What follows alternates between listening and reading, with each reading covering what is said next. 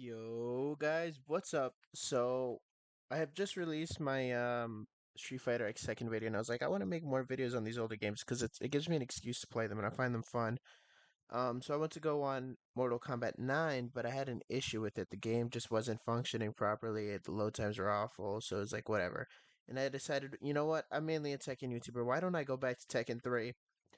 Um and yeah, that's exactly what I'm going to do. I'm going to talk about the stuff this game had to offer, uh the characters themselves, top tiers, low tiers, etc. Um I'm even gonna get a little bit not too deep, but I'm gonna talk a little bit about competitive Tekken 3. Let's just talk about some things about this game and just, you know, get right into this. Oh man, this roster is fucking phenomenal, man. At least for the time. Nowadays, it got overshadowed by basically every game after it besides Tekken 4. But for the time, this roster, I'd say this is the start of a modern roster for Tekken, where these are characters that we'd always have come back. Lei is the only character from Tekken 2 that debuted in Tekken 2 that actually returned in this game, though, I believe.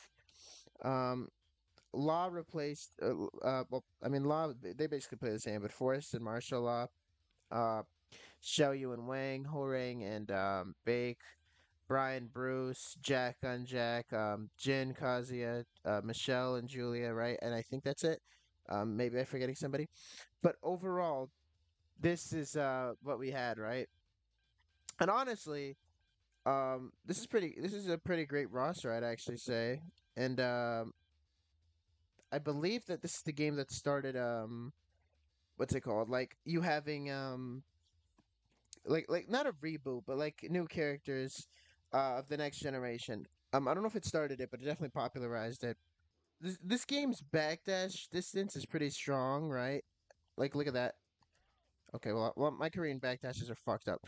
And although this game didn't really have sidewalk, it was the one that introduced sidestep. This is the first true 3D Tekken game. And honestly, this game is the first Tekken game that doesn't feel like shit to play. Like Tekken 1 and 2, I sometimes play just for fun, but they feel really, really bad. Because of how like choppy they are, if that makes sense. So to start off, I want to talk about individual characters and balancing, right? These characters weren't top tiers, right? But I just really quickly wanted to point them out. This game introduced these two characters who everybody complained about back in the day apparently. Like again, well, I don't think I mentioned it in this video. I'm only 18, right? So I wasn't there. So I just have to go by word of what other people said. But these guys, and I believe it, that these guys terrorized people back in the day because they were the first characters you press 3 and 4, and they just do everything, right? Um, and it's like people apparently thought 3333 was a cheat code, right? I mean, people back then didn't get the game, uh, unless you were a player. And to this day, you have people complaining about Eddie's 333 and Horning's 444. Like I don't see people complain about 444 much, but it is a really avoidable string. Basically, the reason I'm mentioning this is I just want to say how funny it was. This game is the one that introduced these fan favorites, but also some of the fans' least favorites. If it's like half and half. Um, but yeah. Now let's like really talk about character balancing and which characters were actually really busted. There's only two characters that need to even be looked at for the most broken in this game. Jin and Ogre. That's it. Don't look at anybody else, just these two. Um, I'm gonna start off talking about Jin first, and then I'm gonna get into Ogre. So to start off, Jin is weaker than Ogre. Ogre is the best character, but Jin is still S tier. Ogre is just busted tier, right? So I'm gonna talk about Jin first. But Jin, he has this wall running move right here, which is completely fucking busted. I think maybe you can get an electric out of it, but you get a guaranteed uh what is it down forward 4 right here, right here. I It's plus 17, so I believe you can probably electric. I'm just not that good, especially not with like shit like electrics. But anyways, he has that. Again, I said his electric's great. His hell sweep. Here, let me put him on crouch guard. You know how Jin typically when like characters in general when they have their hell sweep blocked, there's a stagger. Not with Tekken 3 Jin. I don't know who the fuck approved of this. But yeah, and his combo damage is also great. You got his electrics, right? Oh, let me do it like this. Why am I fucking this up? It's because I'm recording a video, man. There it is. He has great damage. He's basically a better version of Kazuya in most games. Like he plays like Kazuya, but he's just better than him. Um, I honestly think that this is actually no, because actually they made him even better in Tag One. I was gonna say this is one of the best Mishimas ever. Uh, but then I remember Tag One, and it just kind of kills that for me. Now on to Ogre. What made him so overpowered? This grab right here. Fully tracking death button. Literally. That shit is busted, right? But what does Ogre have? Um, what about this grab right here? Nope, nope, not that grab. Right here. Oh my fuck. Oh yeah. Oh, and I fucked up the input. Great.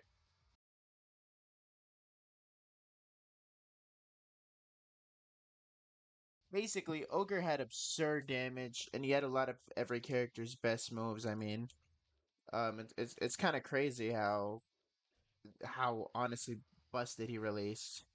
And I mean, he was busted throughout the whole thing. That this is old Tekken. There was no patches, so.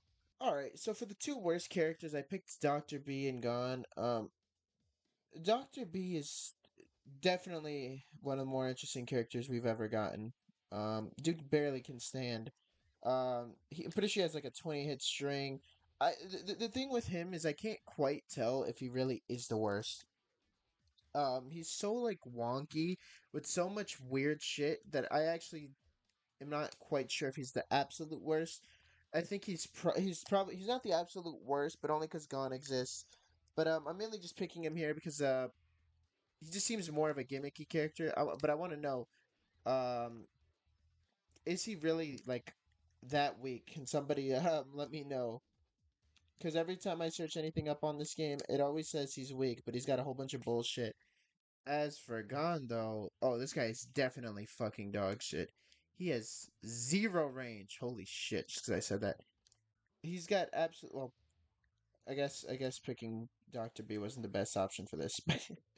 Here, let me see if I can put him on crouch. Stand good. This fucker had a heart attack, and I was just standing there. This kid here, you know what? Here, Gon in this game has absolutely zero reach. I mean, look at this shit. Come on, this is pathetic. Um, his grab, he basically grabs your legs and just does whatever the fuck he wants. Um, I mean, I don't know why anybody would ever seriously pick this character. I don't think he was meant to. Like, come on. Look at the moves this character has. He's not a serious character, of course, but he is still playable, so he's got to be put on my bottom tier. What the fuck just happened? All right, let's talk about the two game modes I want to talk about today: Tekken Force and Tekken Ball. Which Tekken Ball isn't appearing just yet, but it will in a second because I have a different save file. Let's go to Tekken Force mode first. Tekken Force is a great game mode. Um, but this is probably the weakest version of it that's ever been released, in my opinion. Tekken 4 did it better. Tekken 6. And Tekken 8 only added in story mode, but if they had a game mode like that, it would be done better there too. So basically, there's four stages, and you see at the bottom left how you have to collect keys. Once you complete this three times and you go on your fourth run, you get to finally unlock Dr. B if you beat him.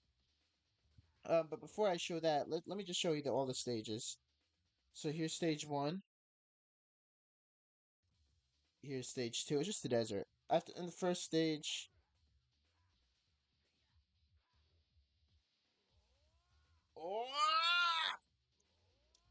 right? So stage three,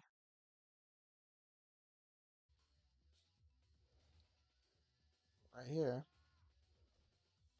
I'm gonna have to kill the boss because I just realized my dumbass never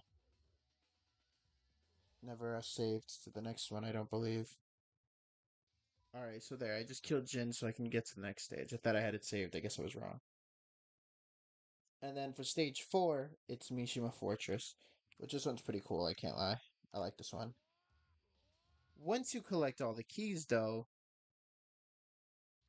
you get to fight Miss or Doctor B. So here, he's just doing whatever the fuck Doctor B does, and he just had a stroke.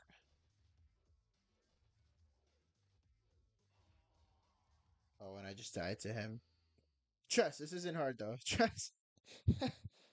Oh man. Now to unlock Gone, all you had to do was complete the thing with every character, I believe, or 8 characters. I think it was every character. Um, in arcade mode, every of the original characters, I'm pretty sure, and then you can unlock him or something like that. And then you just had to beat him in Tekken Ball mode, I'm pretty sure, and then you got him. And there he dies. You win. Yeah, that's basically all Tekken Ball mode is. Get a whole bunch of different balls. Uh, and then you just fight a random character. I mean, it's a neat side mode. It's nothing to take too serious, but it's definitely cool. So I couldn't really find much about anything talking about competitive too much, right? Um, however, something I did remember that like because I think tournaments really started getting big kind of in Tag 1 and especially Tekken 5. Tekken 5 is really where tournaments really started getting big. But here I found a old video. I remember watching this a couple years ago when FDX reacted to it. I think it was 1 or 2 years ago. Players like Ryan Hart, who was like, kind of legends in Tekken and in Street Fighter too. I'm pretty sure. Um, but this guy was crazy in Tekken 5. He has some pretty good stuff, even up to Tekken 7. I don't know if he still plays, but this tournament here is kind of Ryan Hart versus this guy. Let's see who wins here.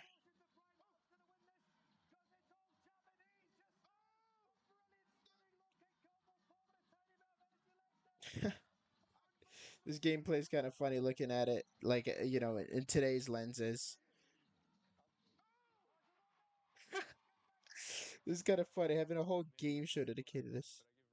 Basically, if you guys know any big tournaments that happened back in the day, let me know. I'm actually quite curious to see what tournaments really happened in this era. The reason tournaments are a bit harder to find for Tekken 3 is because a lot of it happened in it was local stuff, right? So since it was local stuff, I mean Tag 1 and Tekken 5 too mostly, but it was also a lot there is footage of it, a lot of it. For Tekken 3, there's not that much that I could honestly find. Like I found footage, but I don't even know if they were big tournaments, right? This is the one thing I could find that I thought was quite interesting because Tekken on a game show, you know. Um, but um, let me know what you guys think about competitive Tekken 3 because I'm actually quite curious if there's anything out there. Well then, that's it. That's the video. I wanted to say thank you. I appreciate if you watched to this point. Again, this wasn't supposed to be some crazy retrospective. There's already really long videos talking about how this game works and stuff like that. This is more so just quick, short notes on the game, and then part of it was just the side game modes and things like that, and things that I personally enjoyed. Right. Um, but I do think that this game, if you haven't played it, that you should play it. It's quite fun. Um, and it's nice to see the evolution of how everything changed over time, right? So like Brian not having back one, are you fucking kidding me? That's stupid. Like if you think about it now, that's stupid, of course. But yeah, have a good one, guys, and I'll see you hopefully in the next one.